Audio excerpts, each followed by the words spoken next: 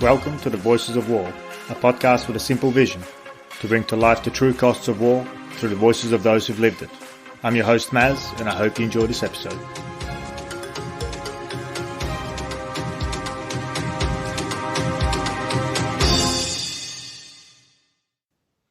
My guest today is Sahar Fetrat, who is a young Afghan living and studying in London. She introduces herself as a feminist who's navigating her way between activism and academia. This journey has seen her produce short films as well as becoming a prominent social commentator.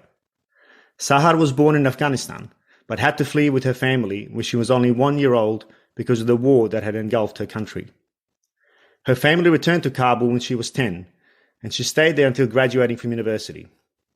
She then moved to Budapest to pursue her first master's in critical gender studies at the Central European University before moving on to her second master's in war studies at King's College, London, which is where she's currently a student. During her relatively short but impactful career, Sahar has directed 2 short films, one called This is Kabul and the other Do Not Trust My Silence, with the latter one winning a Best Film Prize in an Italian short film festival. Both films seek to challenge the position Afghan women and girls hold in that society. More recently, Sahar has published articles that seek to highlight the plight of women and girls in her homeland, which is an issue particularly relevant now that the Taliban has returned to power. Sahar, thank you for joining me on the Voices of War. Hi, Maz. Thank you so much. Thanks for giving this platform for me to talk about my experiences. Absolutely, and what a turbulent life you have lived, and perhaps that might be a good place for us to start. Can you tell us a little bit about your upbringing and how you came to live in London, which is where you are now? It's a long journey. I have a very interesting journey because in my life I've lived in 3 different countries, like most of my life in Iran and Pakistan and Afghanistan. I was in Iran until I was 5, and then we went to Pakistan and stayed there until I was 10. Mm-hmm. And when I went to Kabul, when I came to Kabul with my family, that was the first time I was actually getting introduced to the society, to home, to the country that my parents would always talk about. So it was, there's so much to say about Kabul because I saw, as I was growing up, I saw Kabul growing as well. Lots of developments, lots of activism, lots of activities going on. What year was it that you... So you said you went to Afghanistan when from about the age 10. What year was that? I think it was around 2006. Okay, so well after the coalition forces beat the Taliban in 2001. So it was under the American or coalition force governance, Afghanistan. Is that right? Yes, and it was relatively calm. Like, I wouldn't say peaceful, but it was calm because there was still security situation was still okay. It was still good. You could move around the city and you wouldn't be so worried about bombs and explosions and stuff. So yeah, it was a relatively different time. Yeah.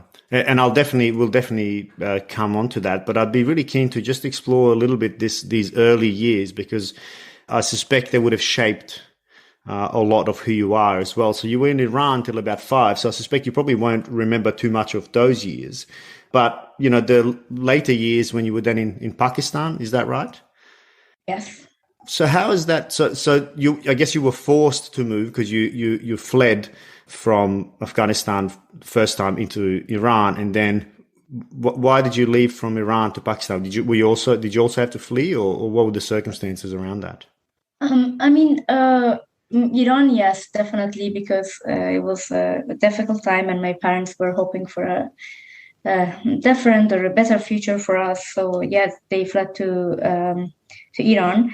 There is not so much that I remember from Iran, but I definitely remember this title, the name of us as Afghans. And even though our lives, because of the kind of financial situation of my parents, and they were working, it was not we were not treated as badly as other Afghans. But I remember like the word Afghan used as a slur, and I remember that from that time I was kind of experiencing or at least seeing inequality and injustice and bad treatment. So that's, of course, something that I kind of grew up with or grew up thinking to fight with. And when we went to Pakistan, it was a total different story because we wanted to go somewhere else. We wanted to go somewhere where we can have access to education, easier access to education, because in Iran it was not possible for Afghan students to get education. So yeah, I mean, we left Iran to Pakistan for the hope to go somewhere else, which didn't happen. But yeah, in Pakistan it was also a very different kind of life that we experienced, because then my father could not speak Pashto or Urdu when we were living in Peshawar, and then it was like our lives totally changed, because in Iran it's still possible for my father who was a car mechanic, to work, and in Pakistan it was a different kind of life experience, especially affected by poverty in that sense. So yeah, I mean, those early years definitely shaped the way I see life, the way I seek to question things, and the way I see my life journey. Yeah, and truth be told, I can actually empathize with that quite a lot, having, and you and I spoke about this previously offline, but I was a refugee myself from Bosnia in Germany for 3.5 years. So I can, in a very small way, empathize with that, the stigma that comes with being a foreigner, not speaking the language. And then, of course, the desire to fit in, to belong, and to realize that, try hard as you might, it's actually very difficult unless you really spend a lot of time and get the chance to embed yourself in that society. And I suspect you would have experienced something similar, particularly with the tarnished brush of being an Afghan. Is that what I'm hearing you say? Yes, absolutely. I'm sorry that you also had the same experience, but of course, as a child, as a someone who's just trying to learn about life and about things that matter, I think to begin with inequality, and to begin with injustice, and to begin that journey with a feeling of identity issue, having an identity problem, is not easy. It's very difficult. And of course, you always want to fit in, but you also, along the way, you kind of accept your identity as well, which happened to me. At first, I was like, when people would call me an Afghan, because the way it was used always pained me so much. And I remember in first grade, when somebody called me Afghan, and I cried for long. And of course, later I tried to see things a few years after that, tried to see Afghanistan through the eyes of my parents and their experiences, and try to understand that, no, it is not, it is the people who are wrong. It's not my identity or my, where I'm coming from, the problem. So that's how things kind of started changing. But yeah, it was always a hassle, something to kind of constant issue. Yeah, of course. And then what was it like then, as a 10-year-old, still very much a child? Again, I can just think of myself. To me, the world was still rather exciting, as much as everything that was happening around me was falling apart. But then you went back to Afghanistan, and I guess you could perhaps get back in touch with your Afghan identity. How was that journey? Going back to Afghanistan, I think is one of the best things that happened to my family, and to me especially. The years that we went, at first it was difficult because, of course, we were in Iran and then Pakistan. These are our neighboring countries, but still we are different. And the kind of access you have to things, the kind of day-to-day facilities that you might have in Iran and Pakistan is very different than it is in Afghanistan, at least at that time. And especially like I remember in the area that we lived in Kabul, at that year, there were not so many girls going out. There were not so many women participating in the kind of outdoor activities, and it was like my uncles and us and my family, that there were girls who were actually going and trying outside and exploring things and working, and it's just who were not only staying at home. So it was a very different society back then. So it was, I guess, a return to, I guess, the Afghanistan of the 60s and 70s in many ways. But did your parents recognize themselves in that kind of reemergence? To be honest, no. It was a very difficult for my parents. My mother comes from Parwan province. She grew up in a small village that she absolutely loved so much, and for her, she never got the chance to get educated, because in that area, even though my grandfather wanted to send them to school, but nobody was sending their girls to school, and the school was way far, and it was only boys who would get education. So my mother has not experienced.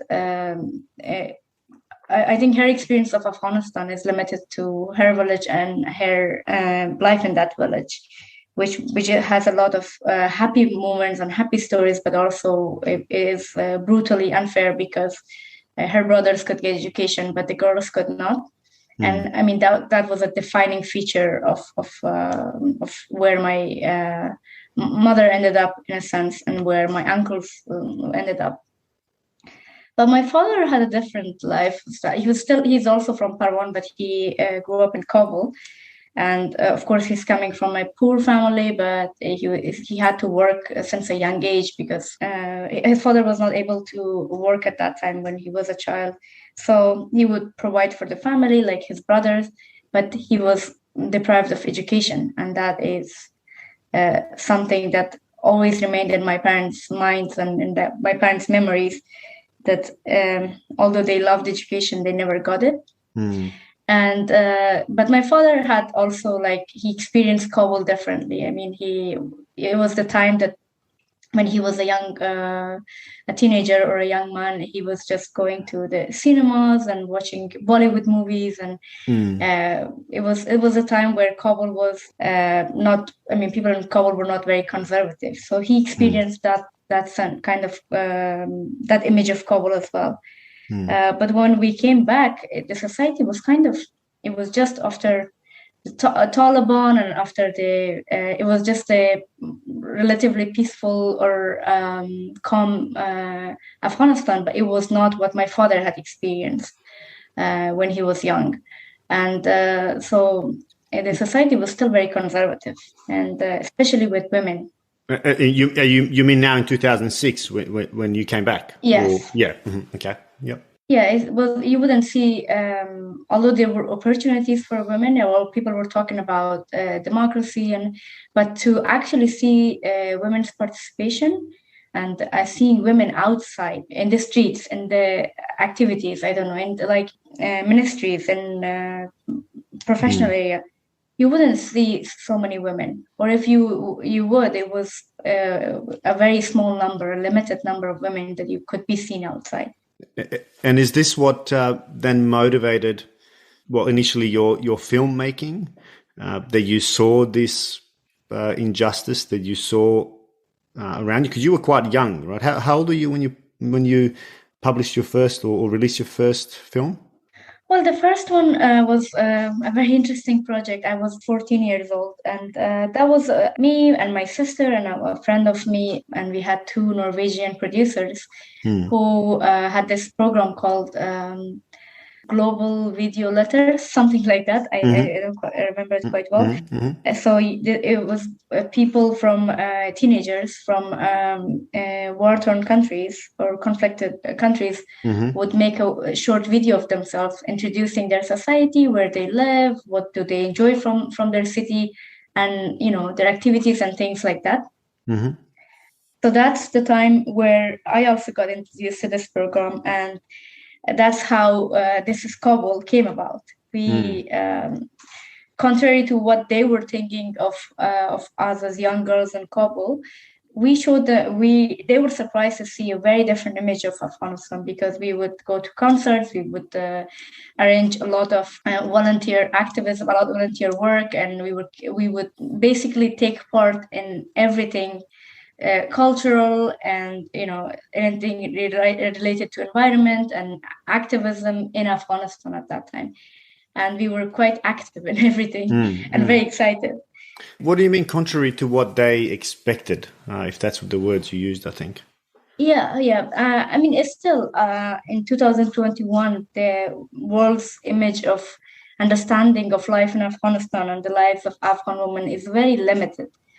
So back in, I would say, 2010 and 11, it was way more limited, I think. They were just, the producers, at least as far as I know, were doing this project in some other countries as well, and they wanted to do it in Afghanistan. And I think the kind of image that we showed of our lives was surprising for them, because they were not thinking that Afghan girls would have so much joy living in the society that they live, fighting with the kind of things that they fight against, but also enjoying themselves, being like any other teenager in other countries. Yeah. So I think that in that sense, it was very interesting and surprising for them to see, to witness what we were doing. But I'm not saying that this is like all Afghanistan. Of course, we were a smaller group back then. But what I think what This is Kabul kind of explored was how limited the world's understanding or our understanding of each other and each other's life is. And we think that when people live in a conflicted zone or a war zone, it's just that they're always in the misery and in that cycle, while actually people are very resilient and people are finding many different ways of surviving that situation and making the most out of it.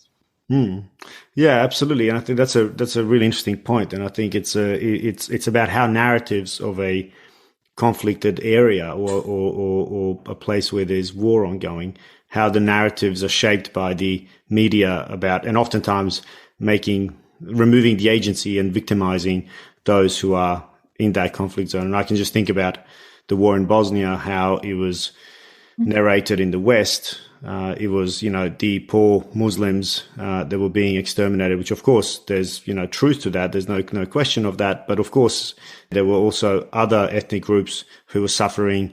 And, there was resilience. There were still concerts. There was a huge underground scene of people living their lives. And some of them, even, friends that I know refer to their years in war-torn Sarajevo as some of their best years of their life. So I guess that makes absolute sense. And also and maybe I think I've read this in one of your essays about this idea of victims or certainly Afghan women and girls being victims and needing to be rescued. I remember you reading something that you wrote about this. Can you talk about that a little bit? Yeah, exactly. I was, from these narratives that are emerged, especially narratives that are narrated by media, and I would say especially Western media, is usually about this or that. It's like black or white, and so growing up, what I had a problem with was the way Afghan women were always portrayed in Western media, either as victims who have no agency, who have no no power, no influence, and then or it was those who were saved and now they were change makers. And what I always wanted to say was that on a daily basis, as Afghan women, especially when I was living in Afghanistan, I would see it this way, that on a daily basis, we get to be victimized, we get to survive, we get to rescue others, we get to rescue ourselves. This is a very complicated notion, like this kind of life that you can't say, oh, now that they are not victims, they have agency. So now everything is okay. We left them by their own, and now we have rescued them. And I think this notion that we saved Afghan, especially at this time in 2021, especially at this time where the US left Afghanistan the way it did, and the way I think the West should not ever talk about rescuing Afghan women. And so that time, going back to what I wanted to say, is that I was bothered with that narrative and this binary narrative. And so that kind of influenced me to think more about my activism, especially my feminist activism and documentary making, and trying to kind of emerge everything together, bring them together, so that I can use this all of these tools and knowledge to tell a story that is different than what the Western media is actually portraying. And one thing that I still think about a lot is that how much energy and effort we put. If I talk only about Afghans, throughout these years, and also especially in these difficult times, is how much energy we put to educate our Western audience about our lives, about our pains, about our kind of narratives, about our sufferings. And it's also very unfortunate because the louder we get, I think the world is getting more deaf. Yeah. And I think that's perhaps the most painful realization, and it's one that I think I'm confronted with as well. As much as I don't have links to Afghanistan per se, but I've deployed over there as a member of the army and with what I hope are the right intentions. But seeing what's happening now is the mind just boggles, and how could this have happened? But I think I definitely want to get to that. I think that's a really powerful point that we can't avoid, and that is the current circumstances. But just before we get to that, I just want to pick up on something. You describe yourself as a feminist, and I just want to hone in on that a little bit, mainly because I consider myself a feminist as well. Right. So you and I spoke about this offline. I have a daughter. I want her to grow up to have the same opportunities as I've had, to enjoy a life of equality in its broadest terms possible. But of course, in today's society, our narratives are dominated by the extremes, right? Moderate voices, probably like yours and mine, very rarely heard. It is those on the far extremes of both sides of the political spectrum that dominate the kind of social media and of course, mainstream media as well, because of course that sells, right?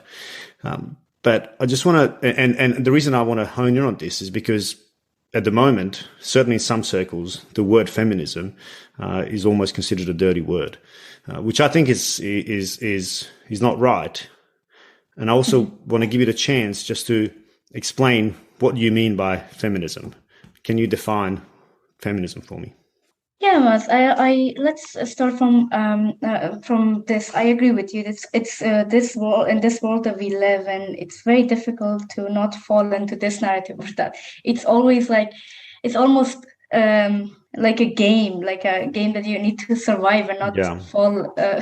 And it's just that these wires are on both sides. So navigating a way in between is always, it requires self-reflection, it requires energy, it requires privilege, it requires knowledge, it requires a lot of other things.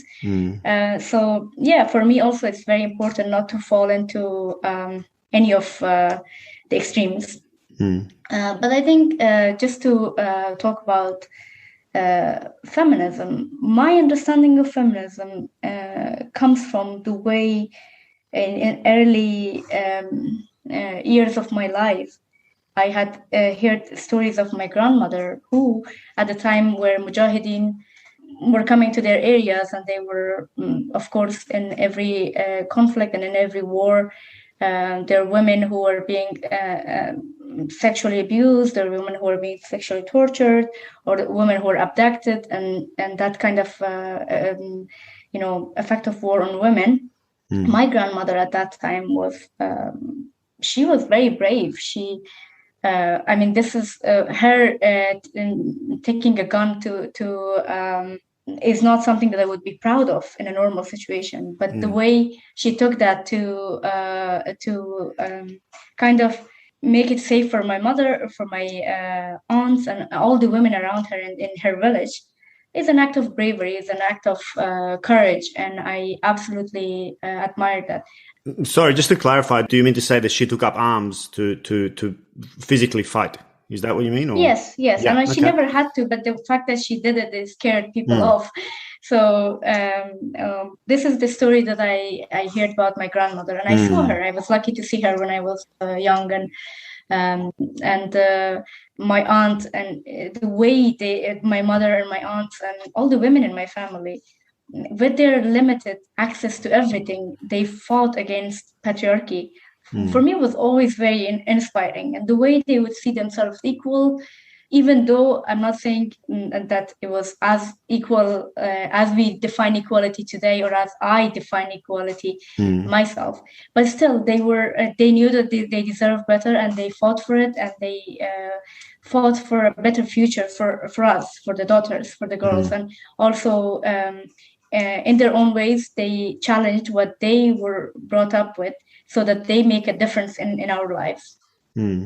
So for me, it was always inspiring. And from my own family, I had learned that as a girl in this world, you have to fight for things. Otherwise, nobody's going to give you that space. Nobody's going to get that the platform. You have to negotiate. You have to fight. You have to go for it. And you have to challenge yourself and others. And it's never going to be easy.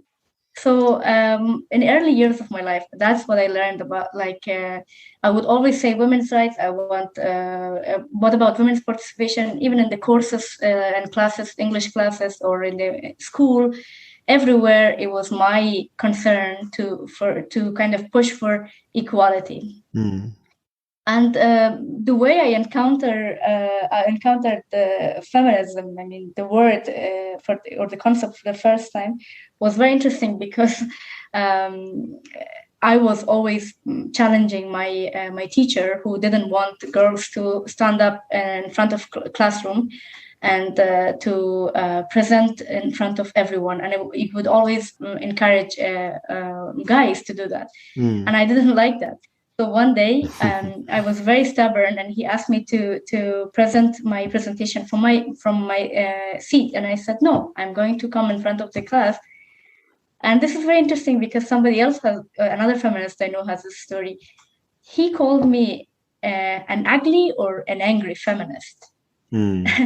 And I had heard the word feminist before from my sister, but it was not something that I would understand much about. And I came home and I took the dictionary, and I'm looking that time we had this big dictionary, it's a book. So I was looking for a word feminist and feminism. And when I understood the meaning, I'm like, wow, this is not bad. I mean, I'm okay with it. Yes, I am this. Yeah, I am this without having a concept for it or name for it.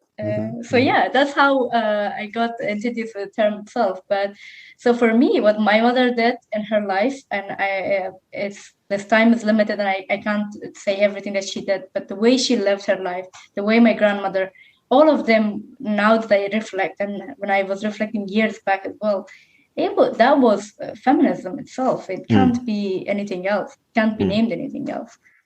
But yes, now I have more privilege. I studied gender studies. I have been trained in a feminist discipline. And I am more concerned about women, and not only women as not only women's issue, but I'm concerned about everything that is both political and personal. I'm concerned about politics and I don't know, masculinities, and everything that is interconnected in this world. And of course, there is a multitude of issues, of course, that are interconnected here as well. And I find it does make sense to me, given the strong, powerful role models you've had in your life, why you've set on this journey, why you've been set forth on this journey, I guess also from the roots that you've had. And of course, then it also makes sense why you quote unquote, well, to use your words, you said you were stubborn, why you stubbornly persisted with your movie making. And I think your second movie, Do Not Trust My Silence. Maybe I'll ask you first what that movie is about, because I don't want to come into on a question about that. But what's the Do Not Trust My Silence about? Just before that, I think I want to say something more about feminism because of this definition. And I remember you said the way it's understood in some parts of the world. And I would say it will always be understood in a wrong way if we don't try to understand it more. If we have this guard and we say, no, so feminism is this and I'm not going to learn about it, it's always going to be an almost unachievable kind of goal. But I think if we just open our hearts and minds and try to see the world from a different perspective and I'm not saying that feminism as a movement and also as a academic discipline doesn't have issues, doesn't have problems, but the beauty of feminism, the way I have understood it, is that there is always room for self-reflection and there is always room for criticizing yourself and everything that you do. And I think that for me is a huge thing. And coming back to your question about Do Not Trust My Silence, the name is inspired by an Iranian song, which, I mean, they talk about, the singer is Gulshifte Farahani, and that song is about their, it's very political in a sense that it talk about how Iranians have been suppressed throughout years and how like this silence is at any moment this nation could explode and at any moment things could change, and this silence is not because people want to be silenced, it's because they are silenced. And well, it's the what we understand as the perhaps silent majority, right? Just in a different context. Exactly. And for me, it was this title, this song has been very inspiring. But I was also, since a young age, I have coming to Afghanistan. Like I said, it was not easy those years. I encountered harassment and sexual harassment and physical street harassment a lot when I was young, and I'm sure a lot of other girls did as well, and they do at this moment. And there was almost, it was like a pain in my chest that every time I wanted to talk about street harassment, I would just get into tears and not be able to talk about it. While I wanted to raise awareness, I wanted to talk about it so that girls don't think that they are the problem. But every time I talking about one of the experiences I had would bring me into tears, and then I couldn't talk more about it. And then I decided, what's another way of dealing with this pain? And that year, after this is Kabul, I got into another training where I had more freedom to make documentaries by my own and think about the story and produce it and direct it and do everything. And I decided to talk about street harassment because that was honestly paining me so much. And I was very young. I was 17, and so I made this documentary. I talked about how it was like a very, even if you watch it, it's just a letter that I'm reading, or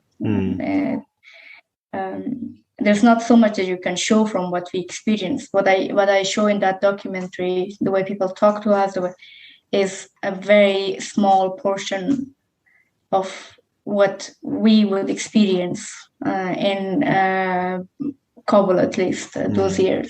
On a day-to-day basis, yeah.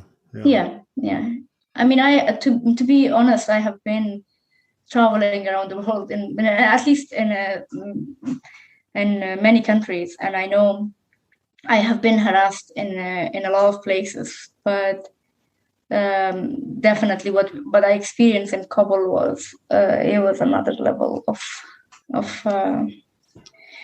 brutality. Brutality and Abuse. Yeah. It was brutal. I mean, and I'll put a link to that film because I watched it before this interview, and again, as somebody who's got a daughter, I get such a visceral response from the language. So just for the audience, what you, and I think there was a friend of yours must have been in the film as well, who was at least in the recording, helping record.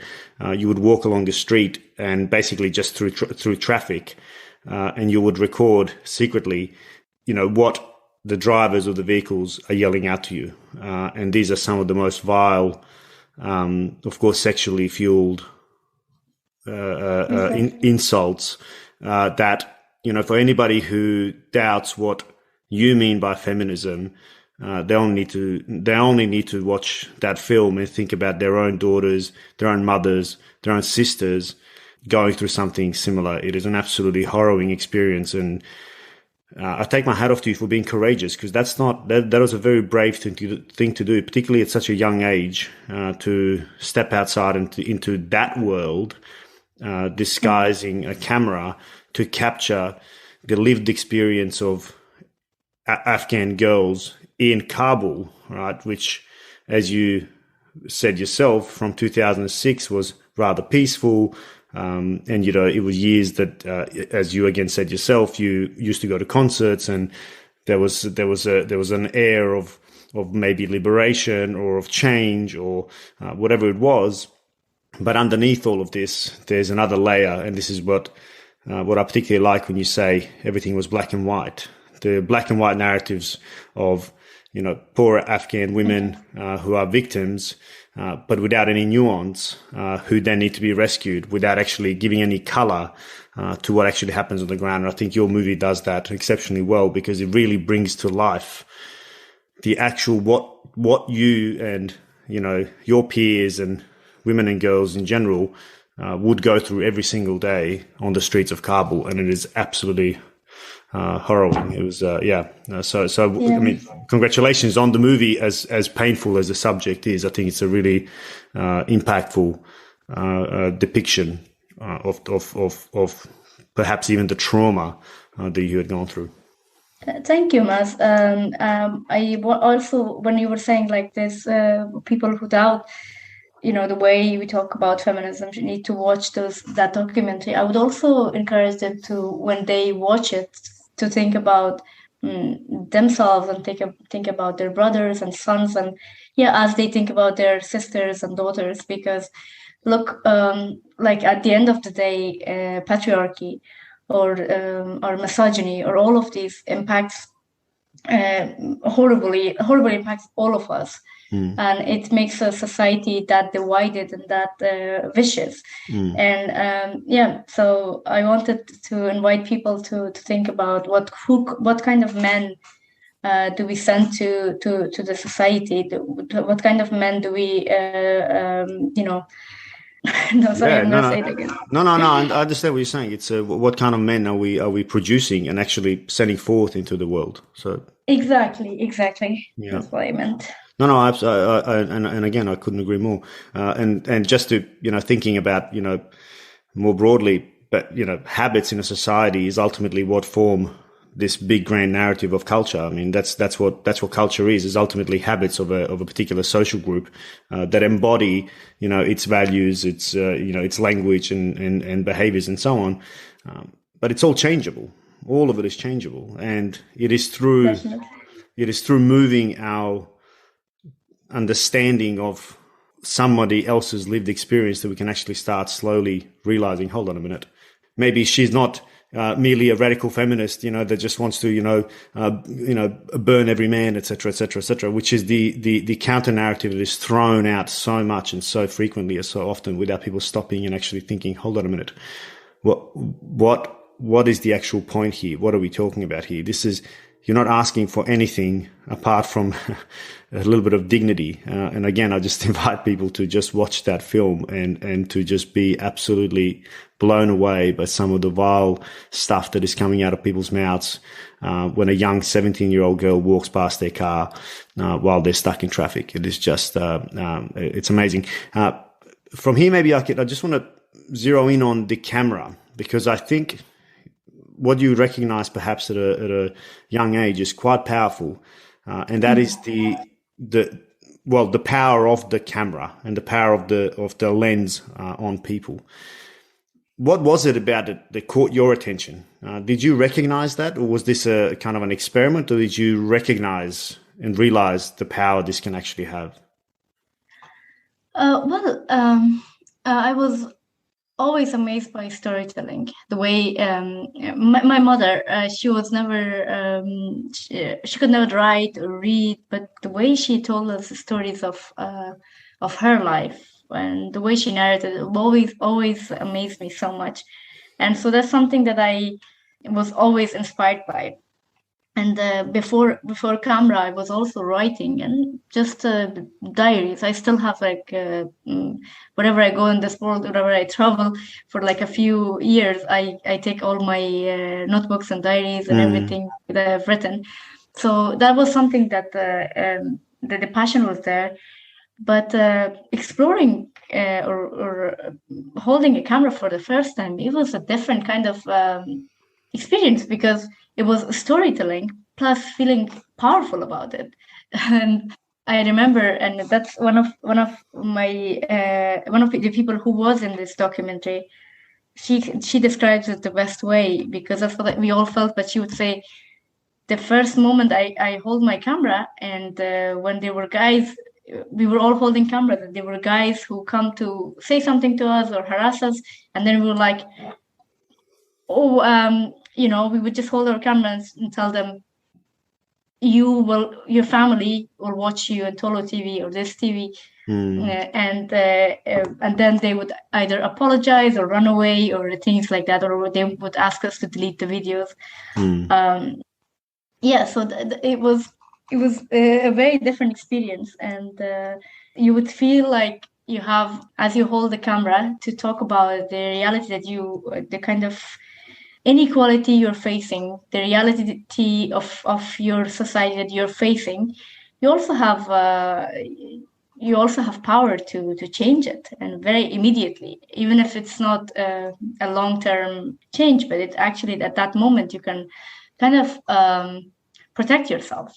And later I realized, no, it's not only for Afghanistan. Like, there's so much that we can do holding the camera. And there's so much we can do to kind of influence or the thinking of people in not only in Afghanistan, but also outside Afghanistan. And I think this was a very powerful way of getting introduced to storytelling through documentaries or through videos. Yeah, and what stories you actually do tell, they're very powerful, and they inspire an emotional response, which is what you want when you're trying to change the world. You want people to recognize, and be emotionally connected to what you're experiencing. And I think that's what you've been able to tap into through your camera. So again, I really congratulate you on that. Thank you.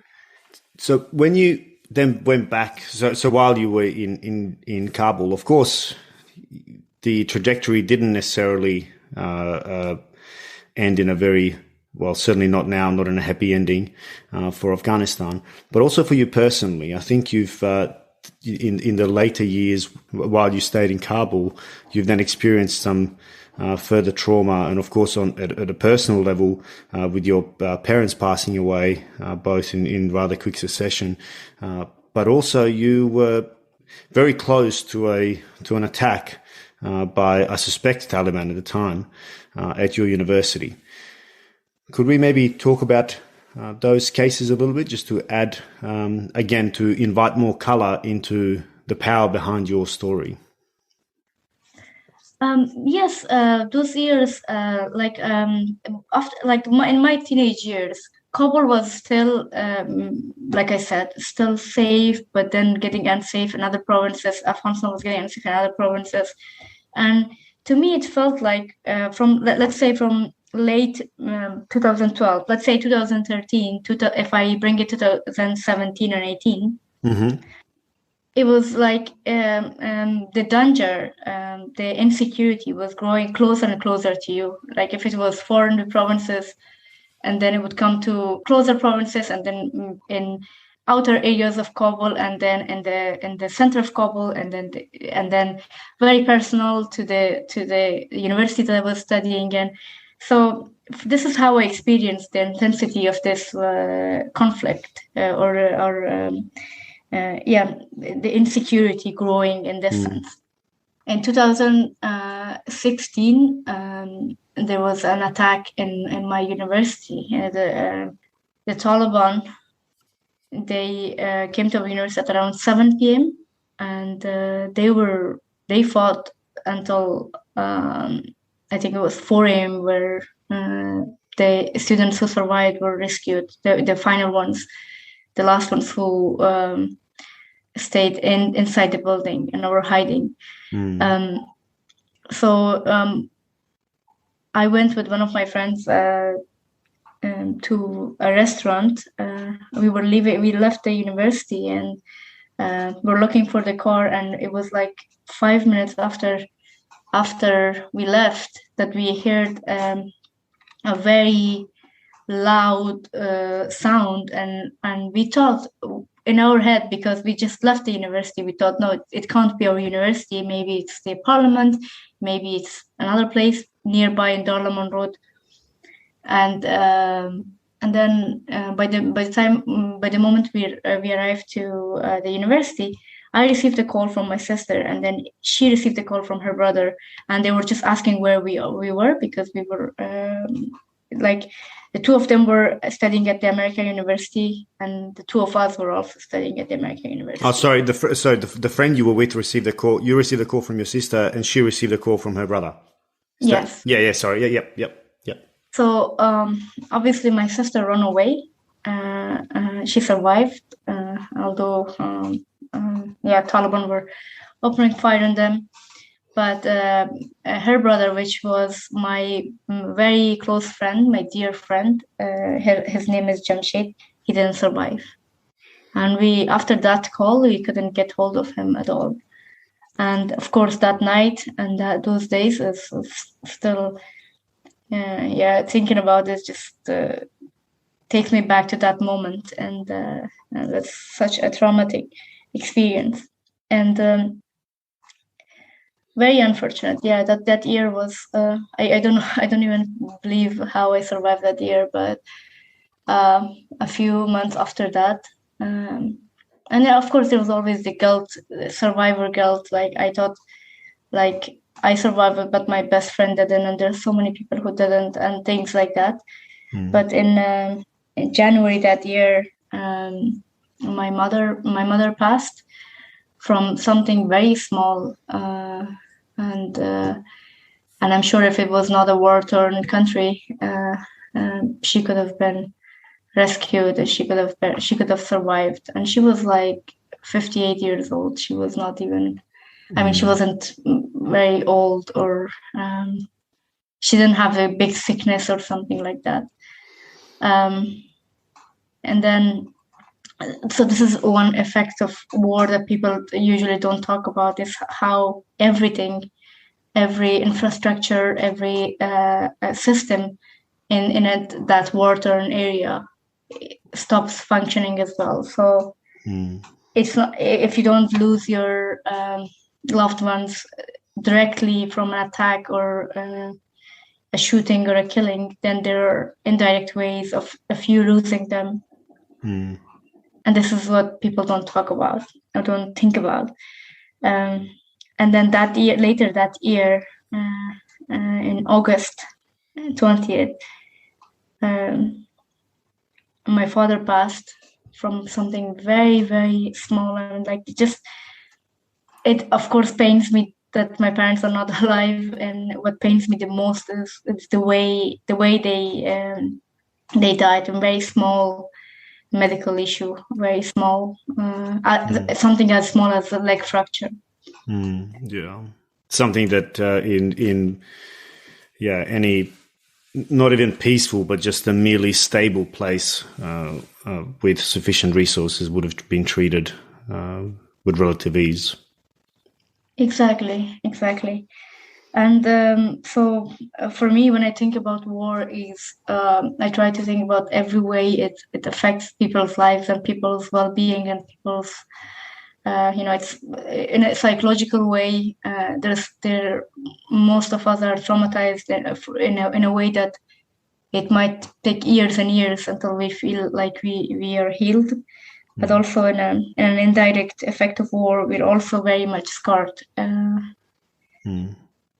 How do you feel about this imposed experience on you? Because I mean, you never asked for this. War was never something that you wished for or hoped for, but it's something that occurred to you, and tragic circumstances that followed as a result of that war.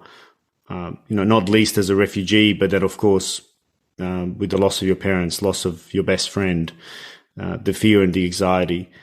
How did you deal with all of this? And again, being relatively young and now being, arguably quite alone in the world.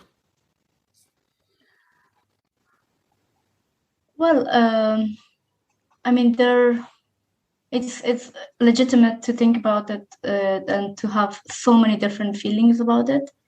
And one of them is rage and anger, and the others are, of course, you feel at times lonely, you feel miserable, you feel helpless, and all these emotions are legitimate, all of them.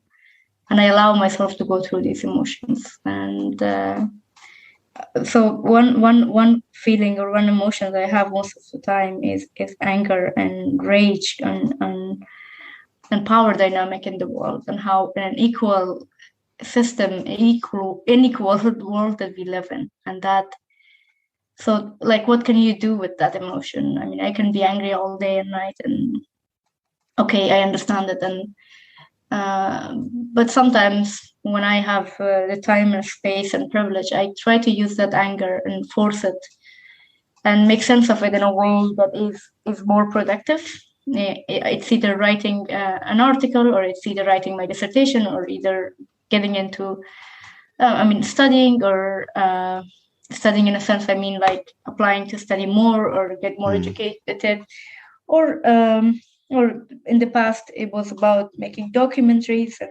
raising awareness. But all of these need, for all of these you need to have some space to first make sense of things for yourself, and then try to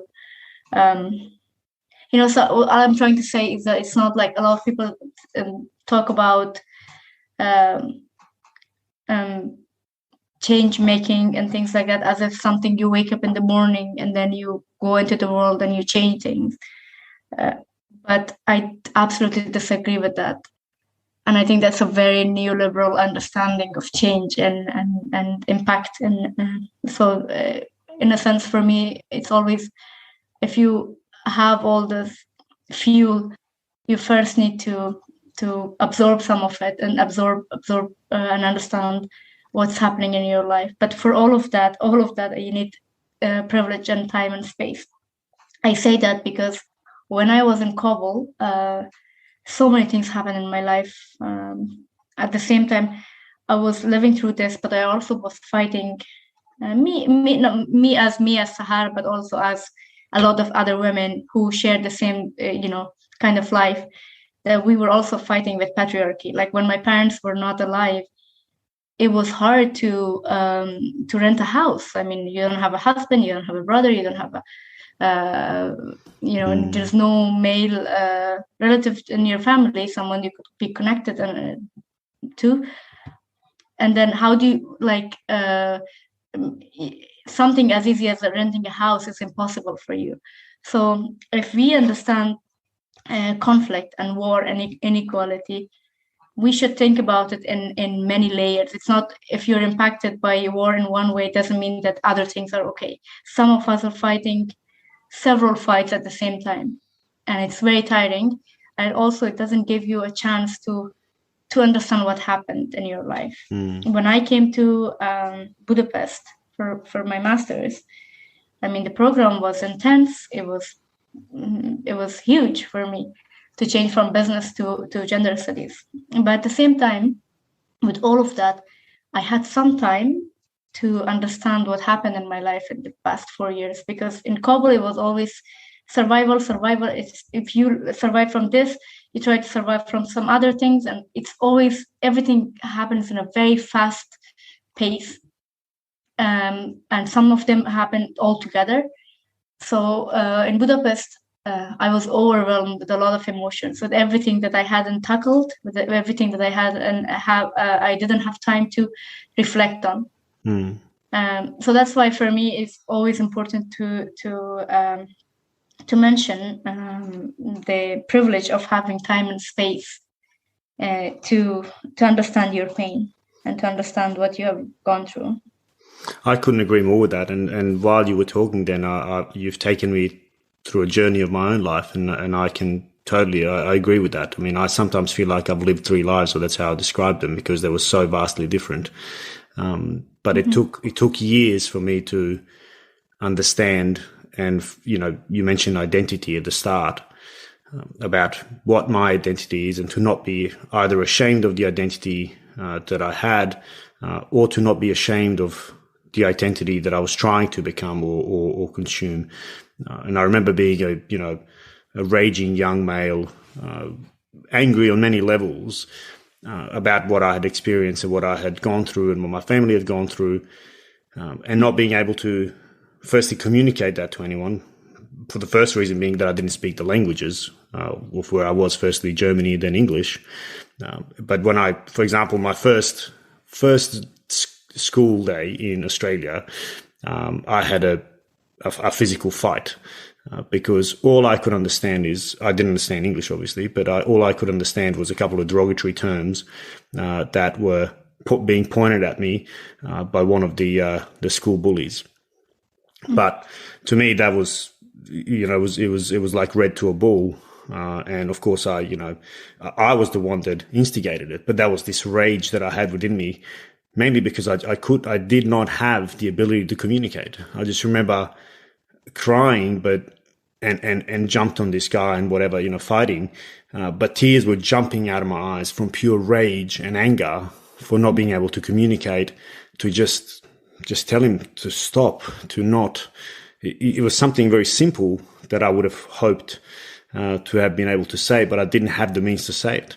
And it's, people don't see this when they see a refugee, when they see somebody who's from a war-torn country. They don't necessarily see what that person has experienced, what they've gone through, what life has been like for them, particularly when they, and this is where I'll openly say it, when they have had the great fortune and luck to have been born in a stable society, where they haven't lost family members, where they've never heard a gunshot fired, where they've never feared for their life, etc., etc. It's a really difficult thing for people to actually understand and connect with when they haven't experienced it and felt that. So thank you for sharing that, because I really appreciate it, because you did really take me on a journey of my own life, and I really do agree that how important it is to reflect, because it took me, and again I speak my own case, it took me years to reflect, to start finding some meaning and sense in my experiences, to then hopefully turn those into something that has some positive energy. And this project is very much part of that same motivation, just like I suspect for you your movies are, and or your writing. Yes, exactly, Bas. I was when you were talking about this rage and not being able to communicate it, I absolutely understand that. I think that rage, that anger, because of the brutal journey that most of us experience, is very much justified. It's just that we are not taught how to deal with those emotions, of course, and we are also the whole society or the other people who don't go through this are not also taught, or they're too privileged to think about how they can empathize, how they can understand, and how they can actually be more welcoming to kind of, and not to bully or not to make fun of the other people's pain, or not mock them for what they have gone through. Yeah, how to be part of a solution rather than the problem, which is ultimately what it is. Yeah, no, exactly. That's wonderful. I really do thank you for that. That was a really powerful, I think, summary of the lives that many of us have lived. And I say us, although I haven't experienced anything like you have, but there are certainly certain emotions that I'm sure I've experienced like you have. And here I always, whenever I talk about empathy, and I teach empathy in various courses. I usually take Brené Brown's quote that it's about connecting to the emotion underpinning an experience and not connecting to the experience itself, because none of us can experience the same things, but we've all felt the same emotions. We've all felt fear, joy, sadness, anger, and I think that's what your summary has just done. So I thank you for that. Maybe we can pivot now to the inevitable fact that we need to talk about the current situation. How do you, this is a hard question to even ask, but how do you feel about the current situation? I mean, I'll start from today. I opened my Instagram today, and I opened my WhatsApp messages, and I received so many messages from some of the girls that I know in Kabul, and the videos that they have been sharing. And I have a second cousin who is a cousin of my cousin, and we knew each other from Kabul. But of course, I was friends with her older sister, which is about my age, but she's younger than me, and she's 21 years old now. So she grew up in this time that the U.S. invaded Afghanistan, actually. And she's been joining the protests in Kabul, and very brave. And she sent me so many videos, and she told me, Sahar, I scared Taliban off. And it was like, it was so inspiring, and it was so, I mean, that is very courageous of her, because I can assure you that this is the first time she has ever gone to a protest. So if this is her experience, they're shooting, and the Taliban are beating women on the streets, and all of these, and you must be very courageous to do that if that is your first experience of any kind of protest. Of course. So I do have so many different emotions. In many ways, I'm proud of what I see. I am feeling very helpless because I'm not there and I can't do anything. And I also, that's on a personal level, but in a bigger political level, I am very angry on the world, and especially the US and the Western allies, and those who in many ways used Afghan women's name to justify their own fight, their own careers, their own PhDs, and exactly. They were. I know people who made a career out of Afghan women's name. I know journalists who actually are winning awards left and right because of what they did in Afghanistan. And I'm not saying I'm not taking away from them, but I'm just saying that now that it's time for them to use their voice and platform for Afghanistan and Afghan stories. They don't, and some of them especially divert the attention from Afghan women in Afghanistan to themselves and the way they, for self-promotion, for self-branding. But these are individuals. But if I talk about, or journalists, but if I talk about, for example, the US, it is very, very, very heartbreaking the way they dealt with this issue. I mean, I'm not saying that people wanted them forever, but this irresponsible and being so not accountable for what has happened. I don't know. People need to question their own conscience and their own humanity. And the next time they ever say Afghan woman, they need to know that it's Afghan women right now who is saving their conscience and saving their humanity. because if you can watch the videos, if you can see how Afghan women are actually being beaten every day, and Afghan journalists, male and female, and all people who work for freedom, and you think that is normal, and you think it's boring to talk about Afghanistan, then there's something absolutely wrong with the way you understand the world, with the way, like, your humanity. And yeah, I don't know what to say, actually. Like, all these very painful, what we see is that it's so normalized for the world to see Afghans suffering. It's such a normal thing to see them being beaten.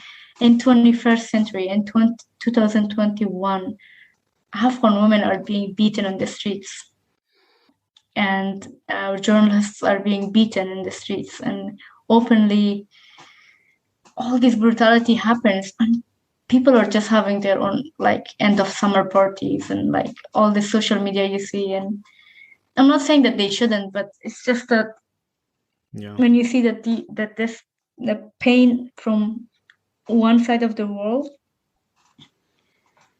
is not paid attention to at all, and is so normal, and it's so okay. No, actually, I don't know what I said. No, that's Sorry, fine. Miles. No, absolutely, that's fine. I mean, the way I'm seeing it is really what I'm seeing and what I'm hearing is that very same child that I described that is screaming, raging, angry, but doesn't have the tools and means to communicate. And even though in this instance we might have the tools to communicate, like you said at the start, the more Afghan women, girls, people, men, boys scream, the more deaf the world becomes. And I think that's the question of conscience that you bring up. That's the question of morality, of, you know, the way this story has unfolded. Because now we're normalizing it. We're normalizing that Taliban is back in power because it was inevitable. And of course, we're normalizing the narrative that the Afghan army collapsed and, you know, didn't want to fight that war, didn't want to stand up for its own women, etc., which is the counter narrative that we're now starting to hear. And again, that narrative is becoming normalized, but of course at the cost of those who are the most underprivileged, the most victimized in any of those societies. And again, it's just you know, your film about the life on the streets of Kabul in 2000, and, you know, when was that film? I think it was 2013. Yeah. So in the quote unquote relative stable peace, we'll show people what life was like then. I can only imagine what life is about to become, when it has already become, for women and girls in Afghanistan. Exactly. And right now, like, Afghan women are protesting in every province, and I mean, as much as they can. And of course, Kabul, because of many reasons, is showing more courage, or it can show more courage. But what I see a lot of people don't see is as Afghan women are protesting the Taliban, they're also protesting patriarchy. They're also protesting a lot of other problems right now, limitations right now. Because when they go, I mean, I've been in protests in Kabul, and I know that when you go to the protest, the same person who's protesting with you, in a one way or the other, harasses you as well. You know, I want people to understand that these things happen together at the same time. And so, if, for example, let's say men are only oppressed by the Taliban and their regime, women are facing double or triple or multiple oppression. And so, yeah, all I can say is, I mean, more power to these women, and I'm just amazed, and I'm so inspired, and I wish this is not how it ended up, but Yeah. What support would you like to see from the regional and the global community? Well, I mean, I have no hope for the global community in a sense that the way they, and I no hope in the after these 20 years, there is no hope left, and I think we are just by our own on this. But from people, I have seen a lot of kind gestures. I have seen a lot of, I mean, in these evacuations, there were people who didn't sleep for days and nights, and I'm sure people like yourself, and there's so many people that I personally know who put their minds and hearts and everything they had to help people get out, and that's one way of doing it. That's one we don't. I don't have belief in any faith in institutions. I have faith in human beings, but we are very scattered, and we're in different parts of the world, and it's hard to make it a collective power sometimes. But yeah, I mean, that was one way of doing it. Like the other way, I mean, the least people can do is to raise awareness, to share what's happening in Afghanistan, to talk about it, to donate, to, I don't know, to contact their MPs and representatives in the states that they can.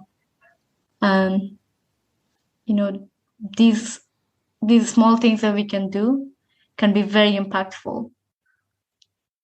And to empathize and to share, to help people who actually have evacuated everything, to hear their stories, to understand their pain.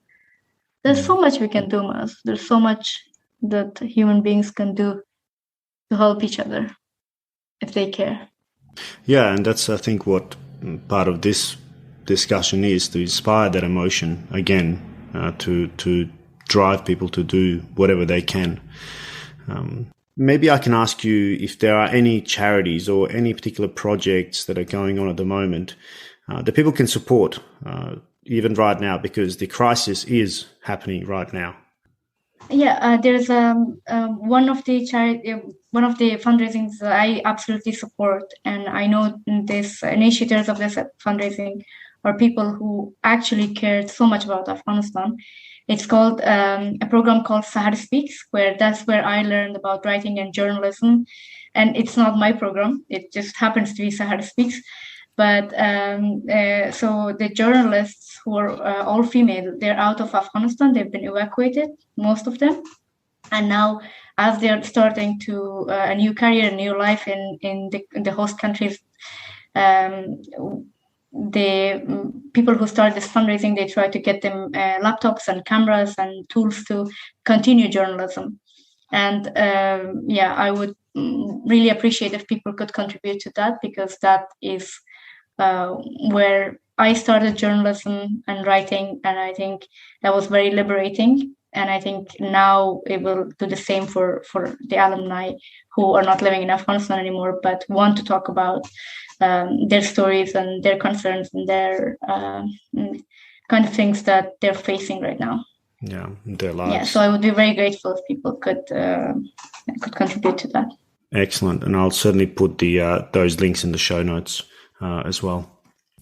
I'm conscious of the time and that we've gone slightly over our agreed time, but if you could speak to those currently in Afghanistan, those perpetrators of violence, Taliban, if you could speak to them, what would you say to them? Mm-hmm.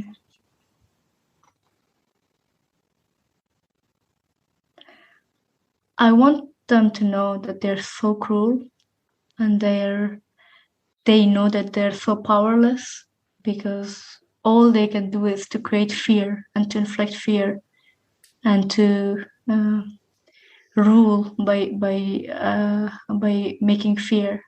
And that shows how weak they are, because they cannot communicate, because they cannot win people's minds and hearts, and they know that they have no capacity, no capability of doing anything beyond creating fear.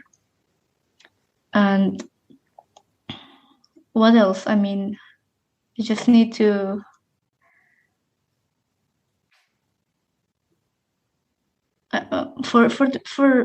I mean, war. I don't want to see it from this perspective, because war itself is a business, and I don't want to make it only about these Taliban fighters on the ground, because Taliban is a bigger project, and we should not forget who initiated them. We should not forget who is funding them. We should not forget everything around it.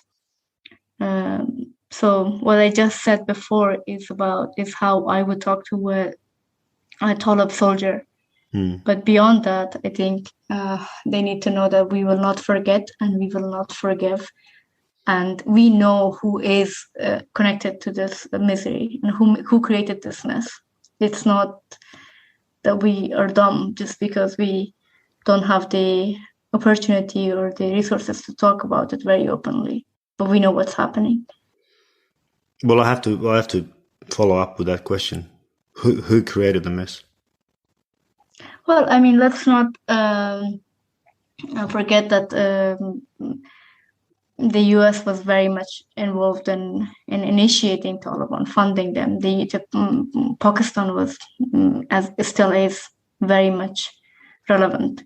And think about all superpowers.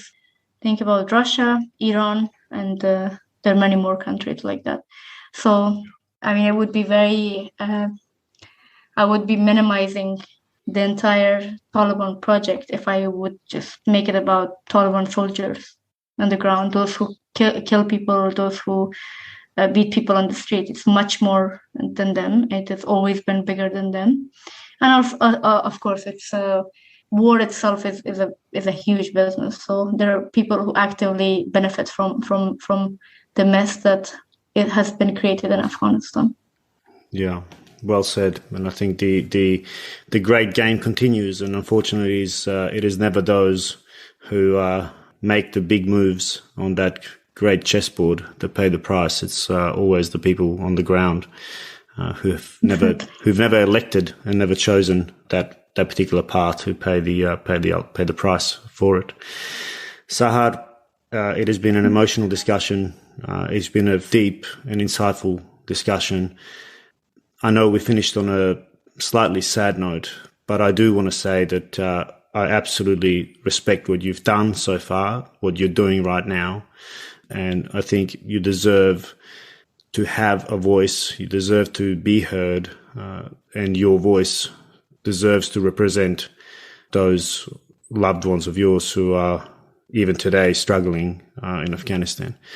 So I congratulate you on everything you've done and wish you all the best. And I will certainly keep an eye out and look forward to helping you any way I can. Thank you so much, Maz. It indeed was a very emotional conversation, and I thank you for providing the platform and for the very heartfelt questions and follow-up questions and conversation. One last thing I want to say before I go is that I want anyone who's listening to this, to understand that we are doing everything to make you hear us. All you have to do is to start hearing. Yeah. Thank you, Sahar. Good day, Mel. Thanks. Bye.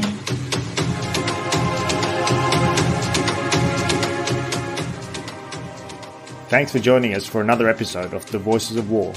You can access all episodes on www.thevoicesofwar.com or by subscribing wherever you get your favourite podcasts.